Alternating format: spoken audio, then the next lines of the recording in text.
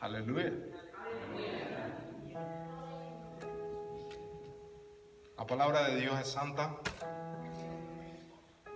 porque la palabra de Dios tiene poder. Desde el principio Dios con su palabra hizo los cielos y la tierra. La palabra de Dios, cuando Él habla, ella tiene un efecto. Y es un efecto que cambia los ambientes. Y es un efecto que cambia nuestras vidas. Por eso si esta tarde estamos aquí, es porque necesitamos que la palabra tenga un efecto en nuestra vida, en nuestra familia, en nuestra sociedad. Y que en el nombre de Jesucristo nosotros podamos ser transformados por medio de su palabra. Yo le voy a invitar en esta hora que usted y yo podamos estar orando a Dios. Y yo le autorizo así a que le diga a Dios, yo no quiero que Julio diga nada de lo que él piensa. Yo no quiero que él hable nada de lo que él cree. Yo te pido, Dios, que tú hables a través de la vida de este hombre, Señor.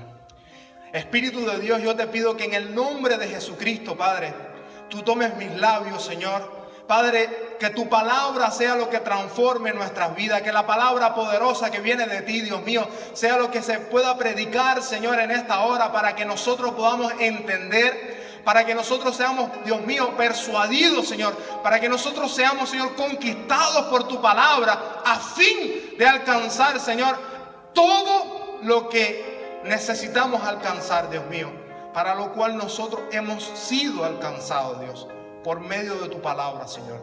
En el nombre poderoso de Jesucristo, Dios, te lo pido y te ruego delante de tu presencia que cada palabra, Señor, que salga de mi boca sea la palabra que necesitamos en esta hora. Espíritu de Dios, tú conoces las necesidades de cada uno de nosotros. Tú conoces los tiempos en los que estamos viviendo, porque tú no estás ajeno a lo que está aconteciendo aquí, Señor. Porque en el nombre de Jesús, Dios mío, nosotros creemos que tú tienes, Señor, el control de todas las cosas, Señor.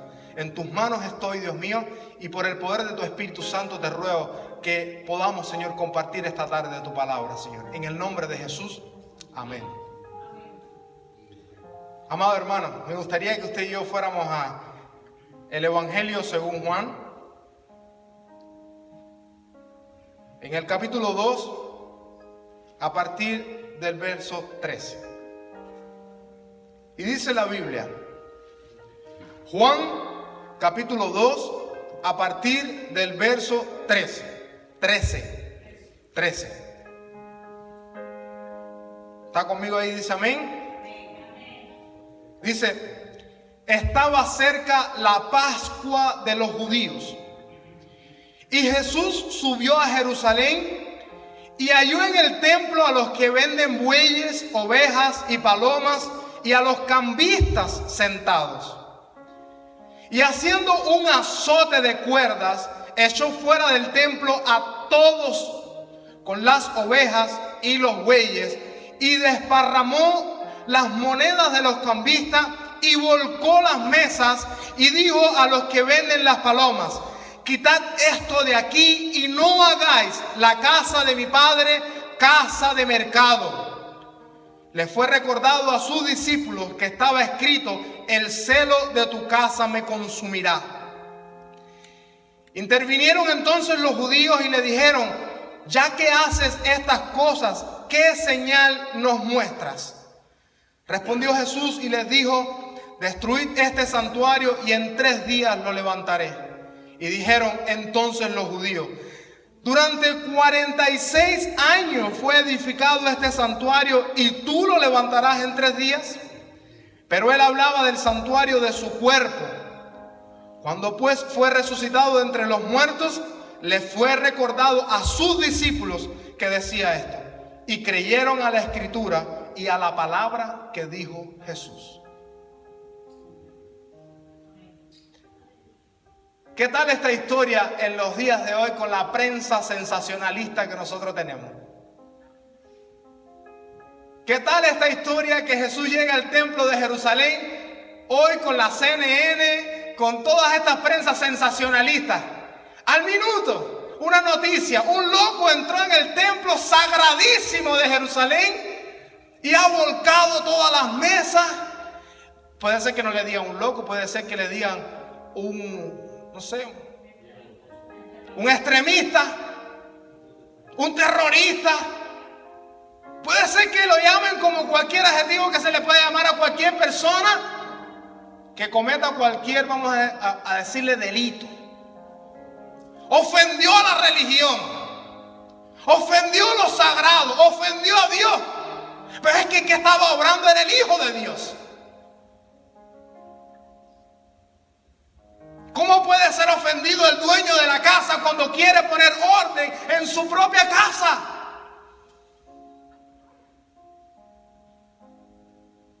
En los días de hoy, nosotros vemos cómo continúa la casa de Dios siendo una casa de mercado.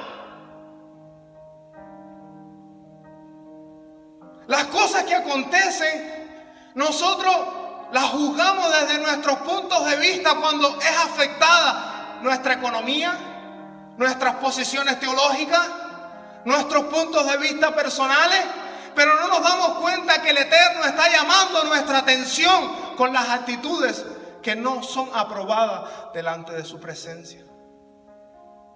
Un lugar que Dios había permitido que se reconstruyera bajo una profecía. La gloria de esta casa será mayor que la primera. Pero Jesús usó el contexto de ello para enseñarle una vez más que la gloria de la casa esa no era hacer negocio como lo estaban haciendo con la palabra de Dios y con la fiesta judía que estaba por celebrarse, la Pascua. La gloria de esa casa era Él mismo. Porque la primera gloria Dios la puso sobre Adán. El primer Adán fue el hombre que Dios confió para traer su perfecta voluntad. El primer Adán fue el que Dios puso en el Edén para que tomara y comiera del fruto de la vida. Pero ¿qué hizo Adán? Cambió la gloria del Dios incorruptible por semejanza de ¿qué? De cuadrúpedos, de animales, de toda clase de especies. Dice que se envaneció en su razonamiento y dejó la gloria del Señor por semejanza de hombre, por lo cual fue desechado delante de Dios. Entonces la primera casa, que era para traer gloria a Dios, no consiguió darle la gloria a Dios. Era necesario que se levantara una segunda casa. Pero la segunda casa no iba a tener la misma apariencia. Dice que Él no vino atractivo para que la gente no lo deseara en lo físico. Pero la gloria de Dios estaba sobre Cristo. De hecho, es Cristo. Como dice la carta a los hebreos, Él mismo es la misma imagen de su gloria. ¿Cuántas veces como iglesia nosotros decimos, Señor, venga tu gloria? La gloria está aquí, pero muchas veces la gloria la esperamos con algo sensacionalista. Las caídas, los temblores, las lenguas, así cuando uno se empieza a poner a erizarse y ¡ay, Dios está aquí! Pero muchas veces la gloria llega derrumbando las mesas de negocio que ya tienen preparadas. Muchas veces la gloria llega arrasando con todos los principios religiosos que tú levantaste, pero no ofrendan al Dios de la gloria. Cambian la perspectiva de nosotros. ¿Quién se levanta contra Jesús? ¿Pilato? No, si Pilato se lava las manos. ¿César? No. Los que se levantan contra Cristo son los religiosos, los fariseos, los escribas. La gente que tenía la religión toda ordenada en su mente porque era la fuente de su ganancia. La gente que se levanta contra Cristo son la gente que perdió la visión del reino eterno de Dios, que no recibió el propósito eterno de Dios como cosa que aferrarse, sino que usó la herramienta de la palabra como un negocio personal y una fuente de vida sin darnos cuenta. que la fuente está en Él. Y hoy nosotros decimos, ¿qué sería si Jesús hiciera eso en los días de hoy? ¿Veríamos a Dios o veríamos al diablo?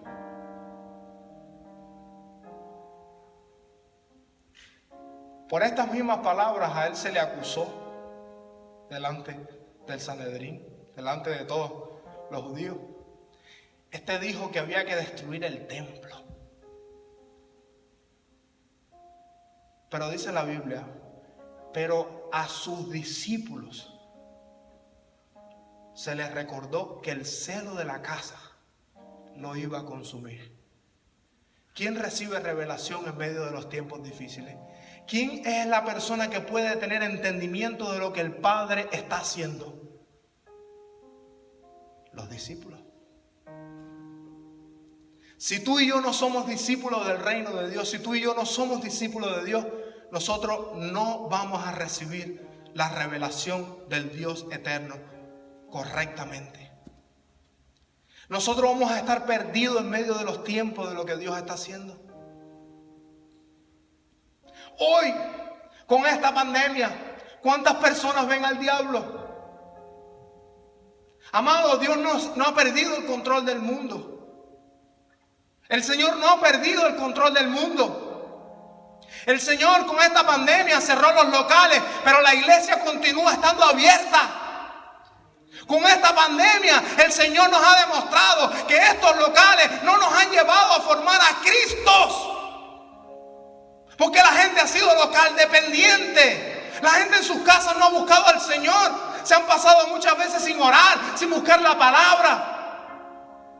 ¿Por qué? ¿Qué es lo que nos mantiene vivos? No es el local, es la presencia del Dios vivo. Él prometió que en los últimos días iba a venir persecución. ¿Será que estamos preparados para ser perseguidos por causa de su nombre? Él volcó las mesas de los cambistas. Hay muchos que recibían millones por los cheques que se depositan todos los domingos, que no lo están haciendo. Pero ¿qué es lo que vamos a hacer? Vamos a arreglar las mesas de los cambistas, vamos a devolver al templo los bueyes, las vacas que estamos vendiendo, los becerros, los ídolos. O nos vamos de verdad a volver al pueblo eterno, o sea, al Dios eterno que nos ha creado como un pueblo santo. Él dijo, destruyan este templo y en 3 días yo se lo voy a levantar. ¿Qué hicieron los religiosos? Este dice que en 3 días. Y esto llevamos una obra de 46 años. Dice la Biblia que en los últimos días Él levantará el tabernáculo caído de David. ¿No lo dice? ¿Por qué en los últimos días Él levantará el tabernáculo caído de David? Porque los templos que nosotros hemos levantado no son suficientes para traer gloria al Dios eterno. Porque nos hemos enfocado en el ladrillo, porque nos hemos enfocado en las cosas naturales y hemos perdido la perspectiva del reino eterno de Dios. Nos hemos enfocado en pertenecer a una multitud con un nombre y nos hemos olvidado de ser parte del cuerpo que Él prometió que en 3 días lo iba a levantar. Pero para ser parte de ese cuerpo, y es ahí donde yo quiero en esta tarde compartir contigo, no se puede ser parte de un cuerpo de un sacerdote santo si nosotros no alcanzamos a vivir la santidad que Él requiere. Si nosotros no vivimos la plenitud que Él necesita que vivamos, nosotros no podemos ser parte de su cuerpo. Hay una buena noticia. El Espíritu de Dios está trabajando en nosotros para ser parte de ese cuerpo. Pero no basta solo con decir, no basta solo con palabras, porque nosotros necesitamos experimentar la vida de Cristo en nosotros. Muchos dicen yo soy cristiano, porque piensan que ser cristiano es venir un día y sentarse en un templo y te dijeron, oye, ya tú eres hijo de Dios, pero tú puedes seguir siendo un hijo del diablo si tú no tienes una experiencia con Cristo y Cristo no es formado dentro de ti. Si no hay un arrepentimiento de obras muertas, si no hay una circuncisión en el corazón, es imposible poder entrar en el camino del Señor. Esto no es una llamada sensacionalista. Ven, hazte parte de un grupo para que tú tengas descanso en esta tierra. No, sé parte del cuerpo de Cristo que está vivo, que aquí va a ser crucificado, va a ser maltratado, va a ser perseguido. Pero tenemos una promesa de vida y una promesa de verdad y un Dios eterno que no miente. ¿Por qué le tenemos miedo a algo que nos puede dañar el cuerpo? Cuando en realidad el Dios eterno ha prometido guardarnos en perfecta paz.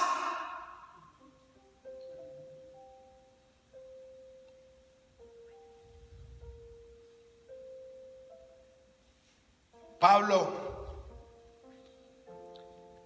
le escribe a Timoteo, la segunda carta.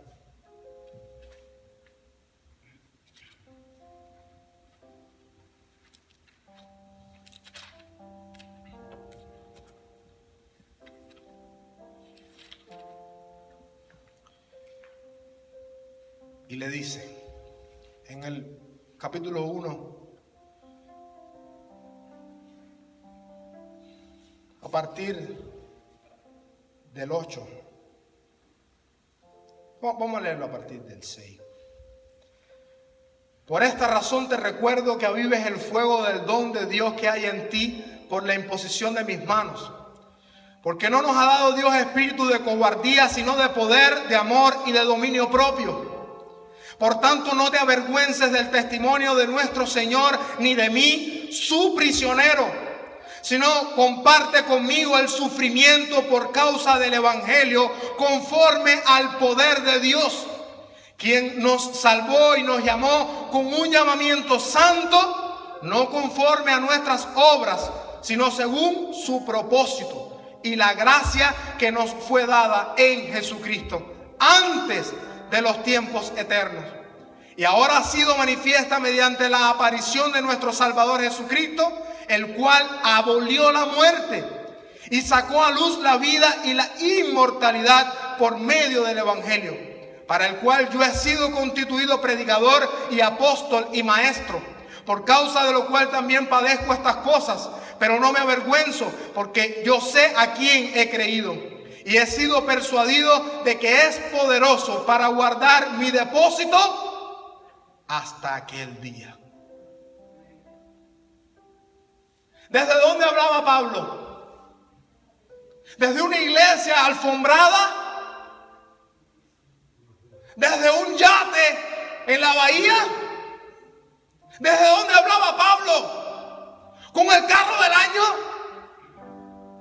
Pablo hablaba desde la prisión y Pablo le decía a Timoteo, no te avergüences de mí, porque el que nos llamó es suficiente, nos va a cuidar y es necesario que ahora padezcamos. Porque el sufrimiento de ahora nos está dando autoridad para jugar al mundo, el cual nosotros pasando por él, dice la Biblia, que no es digno de recibirnos. ¿Cuál es el cristianismo que estamos viviendo hoy? En el que amamos más un edificio de 46 años porque tiene una simbología. Amamos más una religión tradicional. Cada vez que oigo a alguien defendiendo una posición religiosa porque es mi denominación, yo sé que no conoces el reino de Dios. Porque quien conoce el reino de Dios no defiende posiciones religiosas.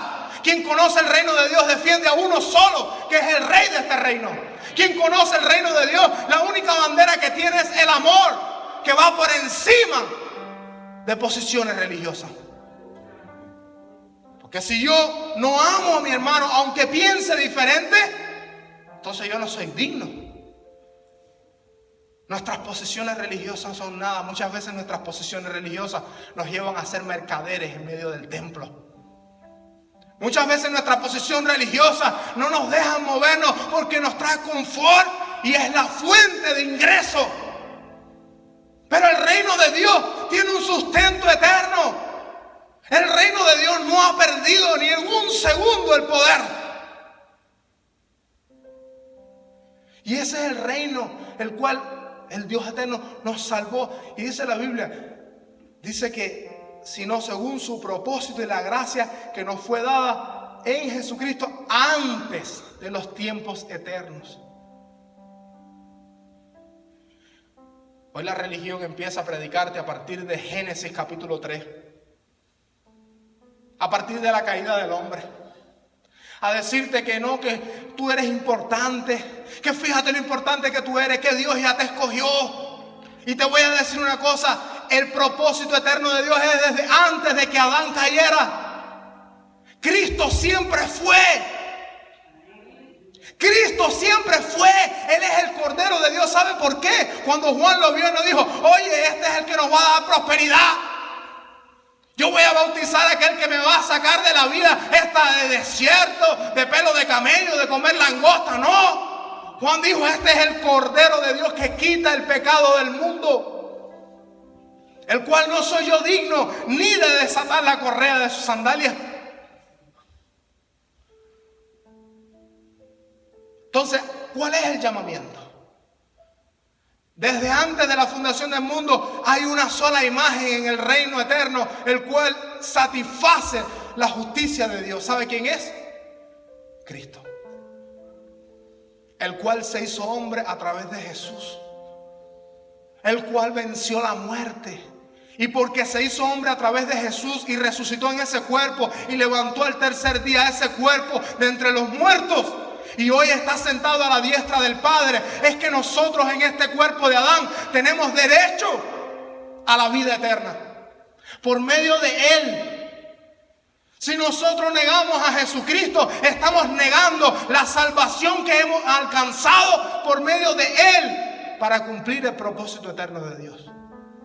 Hoy hay muchas religiones tratando de quitar el nombre de Jesús, de aminorar la obra de Dios, pero sin Cristo es imposible. Dios, el Eterno, no se acerca a nuestra naturaleza si no es por medio de Él.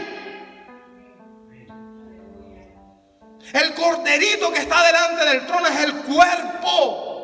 Sin ese cuerpo no hay testimonio de que nosotros en este cuerpo tengamos salvación.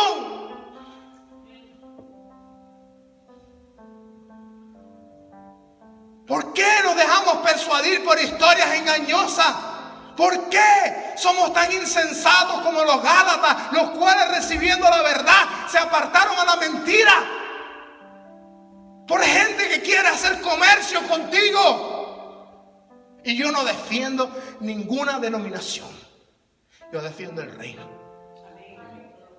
Pero nosotros somos parte de un cuerpo. Y necesitamos unirnos. Y necesitamos vivir el propósito eterno de Dios. Y necesitamos exhortarnos unos a los otros. Y vivir la vida como el Eterno la programó en Cristo Jesús.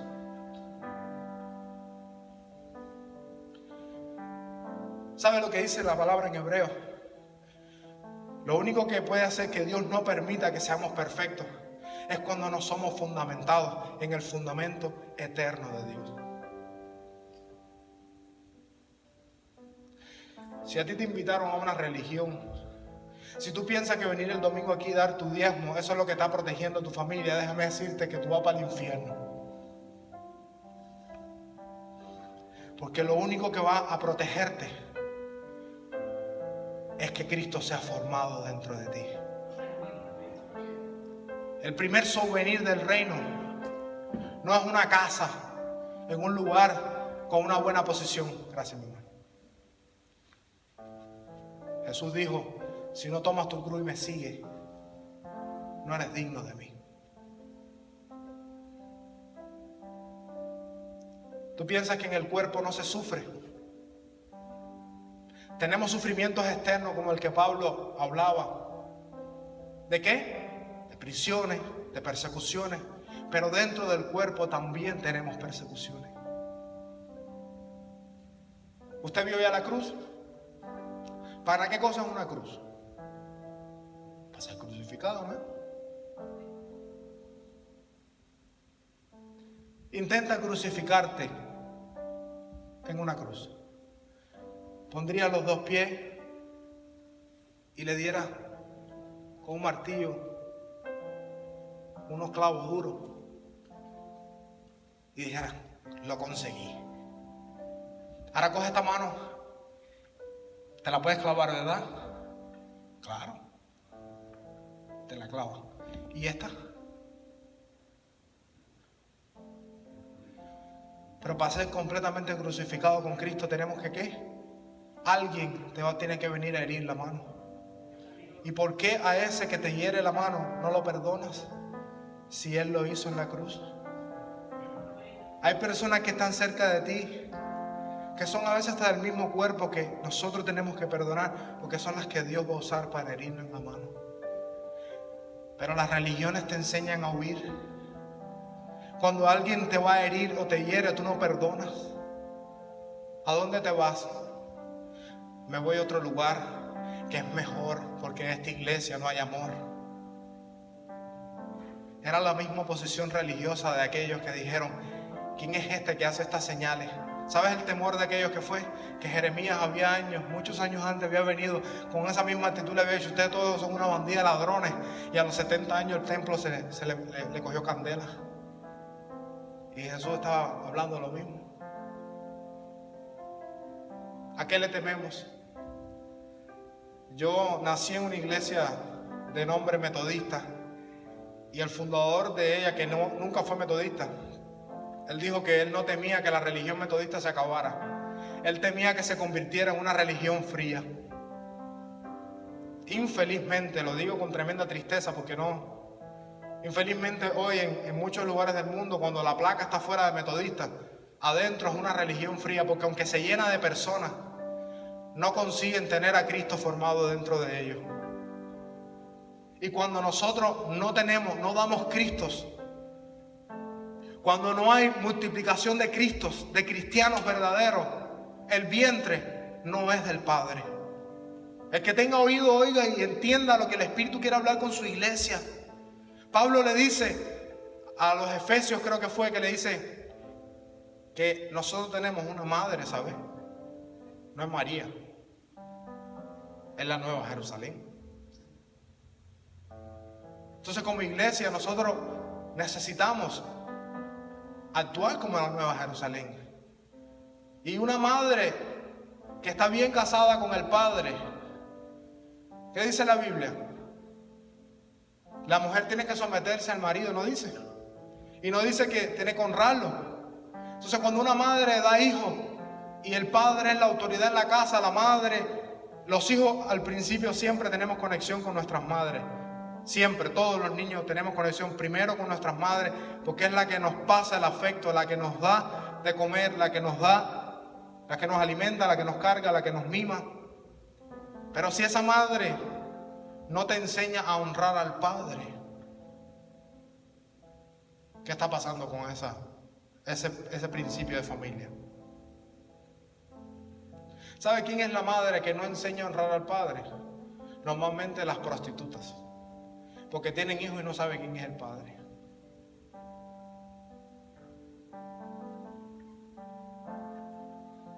Las religiones normalmente hacen eso. Las religiones te enseñan a honrarlas a ellas, pero te privan el honor de adorar al Padre. Las religiones te cautivan y te enseñan a ser cambista en medio del templo, y lo que el Padre decidió que fuera casa de oración, tú lo conviertes en puerta de mercado, porque la religión te dice, esta es la mejor, es aquí donde está la verdad. Pero la verdadera religión pura y sin mácula es cuando nosotros obramos, cuando nosotros hacemos lo que el Padre quiere y vivimos en el eterno, en Cristo Jesús. Nosotros no somos engendrados por un vientre que no conoce al Padre, sino uno que te va a enseñar que apóstoles, profetas, evangelistas, maestros y pastores no son cargos. No es para mandar, es para servir. Que no es para enseñorearnos de la gente, es para servirte a fin de que tú conozcas a Jesús y que Cristo sea formado en tu vida. Pablo decía, yo solo tengo una meta: que Cristo sea todo en todos. Cuando Cristo es todo en todos, nosotros somos bendecidos. Porque no hay un problema denominacional. Sabes que perteneces al cuerpo. Y cuando tú perteneces al cuerpo, el cuerpo está ligado entre sí. Dice que las coyunturas, ahí a los médicos son los que más pueden hablar de esto. Todos los tendones están conectados. Entonces llega la pandemia, te cierran el local, pero tú sigues conectado. Porque tú no perdiste el vínculo con el cuerpo de Cristo. Porque la cabeza sigue siendo Él en tu casa y en tu vida. Porque nosotros seguimos en la conexión y orando unos por los otros. Puede ser que yo no alcance a llegar a tu casa, pero mi oración sí te va a alcanzar. Ahora, hoy la mayoría de las cosas que nosotros hablamos y las exhortaciones que son, la gente ¿qué es lo que quiere oír? Aquel día los cambistas, ¿saben por qué estaban los cambistas ahí? Porque todo está justificado. Porque la gente que vivía lejos tenía que dar sacrificio. Entonces venía con dinero y ahí tú cambiabas en la caja. Iban a la cadeca ahí a cambiar. Y entonces decía, espérate, ¿cuál es tu pecado? No, mi pecado es este. Tú llevas un pollo, el pollo lo vende fulano. Y el otro dice, no, lo tuyo es una vaca. Bueno, las vacas las tiene Mengano. Y se convirtió en un negocio.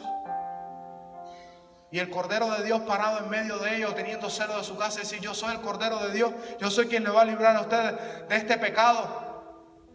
Mi Padre está harto de los sacrificios humanos, de los sacrificios naturales que ustedes están dando, de sangre de animales. Porque no es por obra, es por medio de la fe. Yo he venido a los míos, dijo Jesús, pero no me recibieron. ¿Qué es lo que le impide a un pueblo que ama a Dios o que está trabajando para la obra de Dios? Rechazar la voluntad perfecta de Dios. Argumentos de iniquidad. Es imposible crecer en el reino de Dios si tú y yo no estamos edificados en Cristo. La edificación en Cristo tiene un proceso y lleva un dolor. Si nosotros no padecemos juntamente con Él, tú no eres cristiano. Si el motivo de tu levantarte para adorar a Dios y vivir la vida no es Cristo, todavía tú no eres cristiano. Si tú amas más tu pecado que la palabra de Dios, si tú quieres continuar viviendo en la oscuridad que tú vives sin volverte a la luz de Cristo, déjame decirte que horrenda condenación es lo que te espera. Nos espera a cualquiera de nosotros. Y yo me incluyo también. Porque la palabra es de doble filo. No solamente corta para allá, también corta para acá. Lo mejor que tiene la espada de Dios es eso, que ella corta para los dos lados. En Dios, el único que tiene privilegio es Cristo, mi amor. En medio de esta situación, ¿qué vamos a hacer? ¿Vamos a volver a armar las mesas de los cambistas que teníamos antes? ¿Vamos a volver al negocio de seguir vendiendo palomas cuando ya el Hijo de Dios es el sacrificio perfecto? ¿Vamos a seguir aferrados a la religión queriendo matar al que nos está dando la vida eterna? El cuerpo del sacerdote es santo. Hemos hablado muchas veces la entrada al tabernáculo, cómo era que tenía que ser con la circuncisión, con aceptar el sacrificio, con el cambio de las vestiduras. ¿Cuántas veces llevamos años dentro de la iglesia y todavía vestidos de viejo? ¿Cuántas personas? Ahí nuestra hermana se bautizó ayer. Es para morir. Ella en el agua dijo, yo renuncio a mi vida de la persona que nació en Dominicana, que vive aquí. Yo renuncio a esa vida. Yo quiero la vida de Cristo. Cuando Cristo salió del bautismo, ¿para dónde fue? ¿Para Varadero? ¿Para Cancún? Al desierto, mi hermano. desierto. El desierto es el camino a la bendición. Si tú no conoces a Dios en medio del desierto, tú vas a negar a Dios en medio de la prosperidad. Si tú no conoces al Eterno y te aferras a sus principios, en lo que Él te quiere enseñar en medio de la necesidad, tú lo vas a negar en medio de la abundancia. El pueblo que salió de Egipto, ¿qué fue lo que dijo? Queremos volver allá. ¿Por qué no nos matas en el desierto? No fue instantáneo, pero no hubo uno que entró, solo Josué y Caleb. Cuando tú empiezas a pasar el desierto y tú no conoces que Cristo tiene que ser formado en ti, ahí tú empiezas a negar de Cristo, a negar del reino, a negar de Dios, porque tú pensaste que la religión te iba a ser un amuleto, que en vez de quitarte te iba a dar. Sí, es verdad, puede ser que la religión no sea, pero el reino de Dios, la idea es exterminar al hombre viejo y que tú y yo seamos uno nuevo. Si nosotros no alcanzamos esa dimensión en Dios, nosotros no vamos a alcanzar a entrar delante de la presencia del Padre. Hoy, cuando muchas personas entran a las iglesias, piensan que Dios tiene una vara mágica y que todo va a cambiar porque tú entraste. Y eso es mentira. ¿Se acuerda cuando Jesús le dijo a Zaqueo: bájate, que es necesario que yo entre en tu casa? ¿Se acuerda qué fue lo que le dijo Zaqueo a Jesús? ¿Usted se acuerda? Sí, desciende, pero cuando él entra, cuando ya están comiendo, ¿qué dice Zaqueo?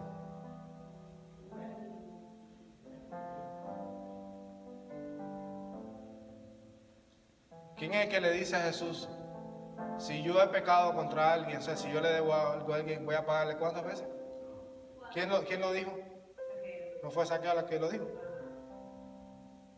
Entonces, ¿por qué cuando Jesús entra a tu casa y tú entras a la iglesia, tu actitud no cambia? Zaqueo dijo: si yo le he robado a alguien, yo se lo voy a pagar 4 veces. Hay gente que entra a la iglesia, hizo desastre en el mundo y piensa que Dios tiene una vara mágica. No, vete a pagar las 4 veces más para que la gente vea que de verdad el que vive en ti está cambiando tu vida. Si tú vienes aquí y tú dices: ay, ya, yo pido perdón, pero tú no le pides perdón a la persona que le heriste. Es imposible hacer un ministerio de Dios con principios del diablo. Es imposible avanzar en el reino de Dios dejando atrás cosas que nosotros hicimos mal arregladas. Si tú y yo no nos arrepentimos y no hay una obra de ese arrepentimiento, déjame decirte que por mucho que avances, siempre te vas a encontrar la traba de lo que dejaste atrás. Yo siempre uso un ejemplo y digo: si yo les digo a ustedes que cuando yo venía por la calle un camión pasó por encima de mi carro, ¿usted me lo cree? Hay que tener mucha fe para creerse que un camión pasó por encima de mi carro cuando yo estaba en la calle. ¿Por qué? Porque yo no tengo marcas de un accidente. Es lo mismo que pasa cuando tú me dices que eres cristiano y no tienes marca de ese accidente o de ese incidente. Si tú me dices que tú amas a Cristo y tú sigues en fornicación, si tú me dices que amas a Cristo y tú sigues en adulterio, si tú me dices que amas a Cristo y tú sigues en mentira, si tú me dices que amas a Cristo y sigues en lo mismo, déjame decirte, tú y yo somos mentirosos.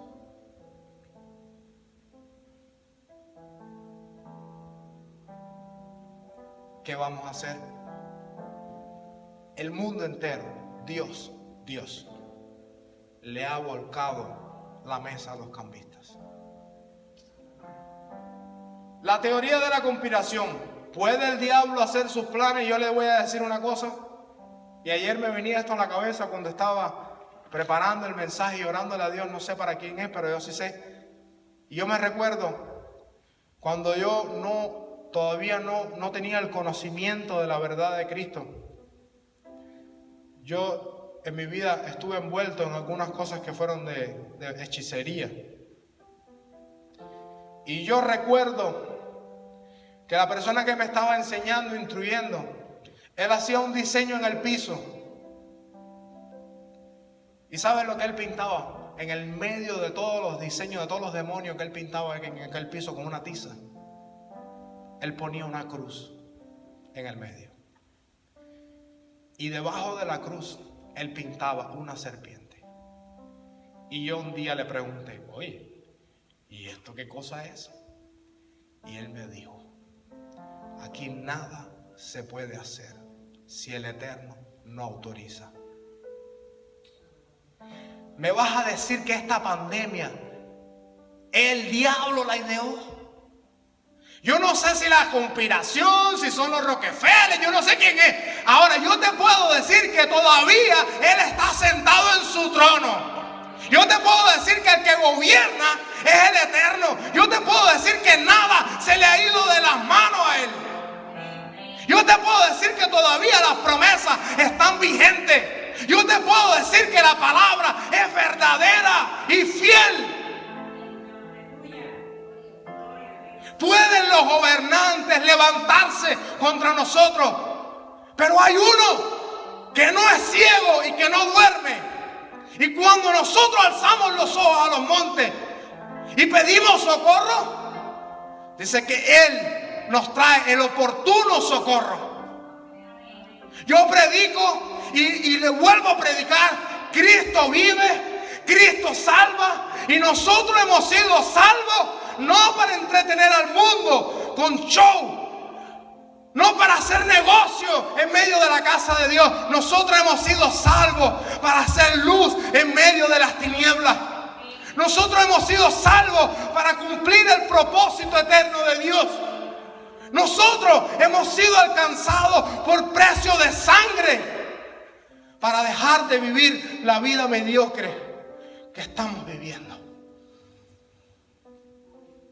y para volvernos al reino de Dios. Todos lo necesitamos. El avivamiento no es un emocionalismo, es un cambio interior. Es Cristo en nosotros. La salvación no es una cosa, es una persona. Se llama Jesucristo. Mi única invitación hoy para todos nosotros es que no vayamos atrás del sensacionalismo de ver las mesas volcadas y los dineros tirados en el piso. Miremos al que lo está haciendo. No miremos más, no que la iglesia es cerrada, no que miremos al que nos está diciendo: el tiempo está cerca. El tiempo está cerca. Haz lo que tengas que hacer, trabaja como tengas que trabajar, esfuérzate, sé valiente, cuida a tu familia, ámala. Nunca dejes de hacer lo que está en los principios de la Biblia, pero el tiempo está cerca. La Pascua ya fue por nosotros sacrificada. Ya se cumplió el Pentecostés. La única fiesta que falta es la fiesta de los tabernáculos. El tiempo está cerca.